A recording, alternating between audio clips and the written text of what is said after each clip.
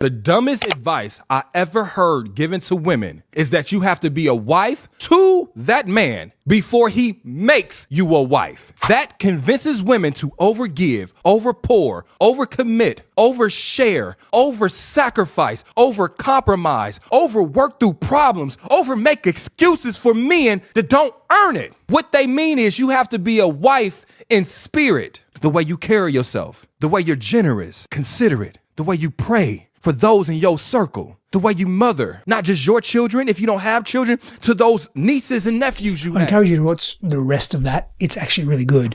And here's where I'm going to go with this. Anytime we are overgiving, we are compensating. We're overcompensating for a lack that we perceive or believe we hold within ourselves that lends itself to low self-worth and low self-esteem. So we overgive to overcompensate to hope that that person sees our value. So we are relying on external validation to feel good about ourselves. Generally speaking, women are conditioned overtly in our society to be that. Men are as well, especially men that have grown up and evolved through their childhood in quote-unquote broken ways, where they haven't had healthy examples of masculinity, where they have been perhaps emasculated and or enmeshed with the mother figure. It breaks us as people. And when we're overgiving, if you're noticing that in relationship, you're noticing it in yourself, know that it's coming from a place of lack. You feel and believe and think you're not enough, and that's not true. You're whole. Our intrinsic value as individuals, as humans, as sentient beings is wholeness. I go deep into this and deep into our relationship to God and our relationship to the divine, our relationship to wholeness and truth in my next book that's being released September 23rd, 2025 with Hay House. Super grateful for this beautiful opportunity. But what I really want to say here is that this pattern, it's a wound and an affliction that's often tethered to either conditioning over long periods of time or singular events. So it's either acute trauma or chronic trauma or a combination of both. And in addition to that, if you weren't nurtured in the very early years of your existence, when you were pre-verbal, you may have a maladaptive or unhealthy attachment, which lends itself to not having a clean and clear connection to yourself and relying on others and needing others to be there for you, to be your rock, to be your stability, because you cannot find that within yourself. There's nothing wrong with being interdependent in a relationship. But when we're unhealthily codependent because we don't believe in ourselves and we're rattled in our core, that's not healthy. But there's a way through. Keep reading.